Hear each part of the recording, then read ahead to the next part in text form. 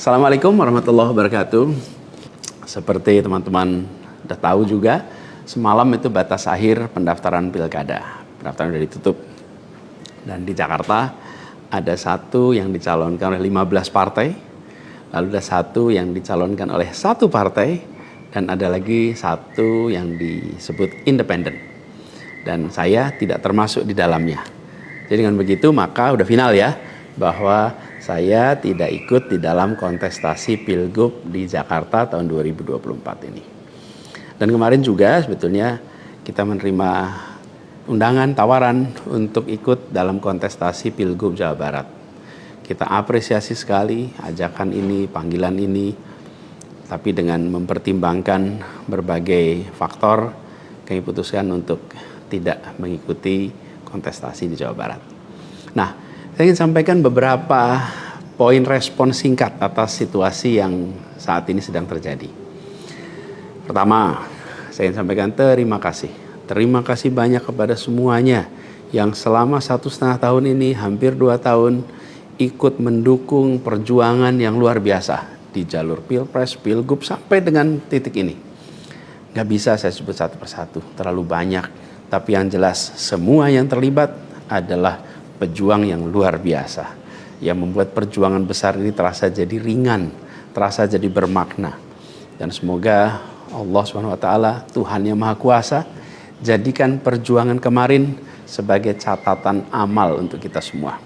Dan insya Allah kita terus berjuang untuk tujuan yang sama ke depan. Kita selalu bicara tentang kesetaraan, keadilan, kesamaan kesempatan, keinginan untuk Indonesia yang lebih adil, lebih maju, lebih sejahtera buat semuanya. Nah, dalam itu juga, jadi 2 tahun terakhir ini ketika kami keliling, berkampanye, menemukan begitu banyak hikmah, pelajaran yang luar biasa. Saya berkeliling lebih dari 130 kota dan berjumpa dengan begitu banyak yang setiap jabat tangan bukan basa-basi, jabat tangan dengan penuh rasa, sepenuh hati. Dan eratnya jabat tangan mencerminkan semangat yang menggelora di dadanya. Ada yang pelukan, ada yang jabat erat, ada yang pegang tangan. Dan semua adalah ungkapan keinginan untuk Indonesia lebih baik. Banyak sekali cerita-cerita dalam interaksi itu yang tidak mungkin terlupakan. Apalagi kalau lihat teman-teman muda. Masya Allah, luar biasa. Kiprah anak muda di dalam proses kampanye kemarin itu membuat kita makin optimis. Kenapa makin optimis? Karena kita punya stok anak-anak muda yang mau bekerja melampaui sekedar kepentingan dirinya, pribadinya.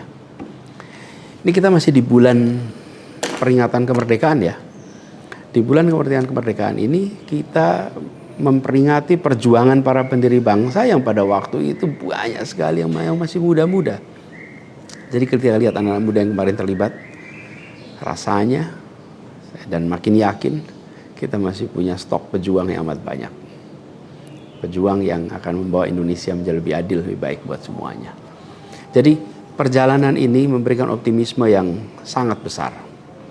Dan rasa optimisme ini makin tumbuh melihat berbagai elemen masyarakat sejak minggu lalu yang turun langsung mengawal keputusan MK dan mendorong tegaknya amanat reformasi yang memang kenyataannya ini, sayangnya ini, banyak dihadapi dengan cara yang represif dan berlebihan. Anak-anak muda cedera, luka di saat mereka datang untuk ikut mengirimkan pesan kami ingin mengawal konstitusi. Kami ingin meluruskan usaha pembengkokan atas konstitusi. Karena itu hadapi juga dengan rasa cinta sebagai saudara sebangsa. Ini sangat disesali dan ini tidak boleh berulang lagi. Tapi bukan anak-anak muda, jangan pernah gentar. Jangan pernah mundur. Insyaallah itu jadi catatan untuk diceritakan dengan rasa bangga. Ketika Indonesia konstitusinya terancam, maka anak muda tidak diam. Anak muda terlibat. Dan banyak juga generasi-generasi lebih senior yang memilih terlibat walaupun secara usia sudah senior. Dan gerakan ini juga jelas memberikan hasil. Apa yang terjadi? putusan MK tetap tegak. DPR dan KPU harus mengikuti. Dan di banyak daerah ada calon-calon yang diinginkan publik yang tadinya ditutup jalannya, kemudian terbuka. Kenapa? Karena elitnya dipaksa oleh konstitusi untuk memberikan jalan. Dan ini adalah sebuah kesempatan untuk kita memperbaiki kualitas demokrasi dan harapannya nanti mutu pemerintahan di seluruh wilayah Indonesia. Jadi kemudahan yang disediakan oleh MK ini bisa dimanfaatkan. Walaupun di beberapa daerah juga tidak dimanfaatkan oleh partai-partai merespon aspirasi yang sesungguhnya ada di masyarakat. Karena pilkada ini kan pemilihan di tingkat daerah yang harusnya mencerminkan aspirasi daerah, bukan aspirasi di puncak nasional. Tapi dalam kenyataannya tidak selalu semua bisa berjalan seperti itu. Nah, gerakan masif mengawal putusan MK di berbagai kota ini juga menunjukkan bahwa tidak benar bila rakyat Indonesia disebut sudah apatis, sudah tidak peduli pada kondisi demokrasi. Nope, sama sekali tidak. Harapan itu menyala, harapan itu menyala terang, dan insya Allah makin terang. Dan terangnya harapan ini harus terus kita jaga, kita besarkan sama-sama. Nah, hal lain yang ingin saya sampaikan, bahwa takdir Allah, Tuhan Yang Maha Kuasa, sudah tertulis bahwa saya tidak mengikuti kontestasi kali ini. Dan sejujurnya ada selalu rasa lega setiap kali melewati sebuah persimpangan jalan. Ketika amanat itu diberikan, artinya Allah SWT meyakini bahwa ini yang terbaik. Dan ketika amanat itu tidak berikan, saya yakin Allah SWT sedang melindungi pada kita. Jadi itu juga yang saya jalani selama ini. Begitu kita menyaksikan situasinya, hasilnya, maka saya yakin insya Allah ada hikmah-hikmah besar yang akan muncul nanti. Mungkin ada yang tanya, Pak Anies, ada nggak penyesalan tidak mengikuti pilkada ini? Kalau saya ditanya ada penyesalan, tidak ada. Ada penyesalan itu. Apa yang saya sesali? Yang saya sesali adalah aspirasi warga kampung-kampung miskin kota, rakyat miskin kota yang berdatangan ke rumah ini, di tempat sini. Setelah selesai Pilpres kemarin, bergantian, berombongan datang bergantian, menyampaikan keinginan, aspirasi, Pak tolong kembalikan kondisi yang kemarin kita rasakan. 1,5 tahun ini hilang. Dari mulai usaha untuk perbaikan kampung-kampung kumuh, perbaikan kondisi ekonomi mereka, yang selama itu kami selalu jadikan sebagai fokus perhatian. Dan selama berapa bulan ini saya datang mengelilingi mereka semua, mendatangi mereka semua. Ini yang saya, kalau dibilang perasaan ya, ada perasaan, waduh ini aspirasi ini gak bisa kita tuntaskan. Lihat warga kampung Bayam yang terlantar, berat rasanya. Lihat kampung-kampung yang setiap kali kita datang, Pak tolong ini dituntaskan, berat rasanya kalau mereka tidak bisa mendapatkan penuntasan atas usaha meningkatkan kesejahteraannya. Itu yang kalau ditanya sebagai rasa sesal, bagaimana rakyat miskin di Jakarta yang menjadi fokus perhatian kita tidak bisa saya penuhi harapannya. Para saudara-saudara semua, warga kampung di Jakarta, rakyat miskin kota, saya minta maaf karena tidak bisa membantu melalui jalan pemegang kewenangan, pembuat kebijakan. Tapi bukan berarti perjuangan kita berhenti dan bukan berarti ikhtiar kita selesai di sini, enggak. Dengan cara lain nanti kita sama-sama berjuang untuk bisa memperbaiki kondisi rakyat miskin kota yang saat ini sedang menghadapi tantangan yang besar sekali. Saya minum kopi dulu ya. Jadi catatan lain yang saya rasakan ya ketika mengikuti proses ini semua, bahwa terbuka kenyataan bahwa sistem politik kita, demokrasi kita masih amat ringkih. Dan kita punya PR untuk mengajak seluruh rakyat memiliki kesadaran yang lebih baik tentang proses politik, tentang proses demokrasi agar demokrasi kita itu bisa berjalan dengan benar, berjalan dengan baik, dan hasilnya adalah untuk dirasakan seluruh rakyat. Ini PR tersendiri dan bukan sesuatu yang sederhana, tapi kita harus kerja keras. Dan saya rasa kita jangan berhenti di sini.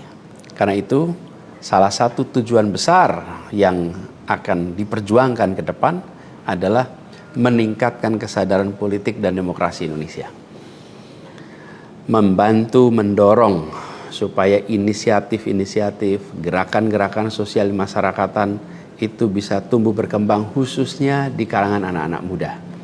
Seperti yang selama ini sudah dikerjakan, seperti misalnya humanis, ubah bareng, turun tangan, dan lain-lain.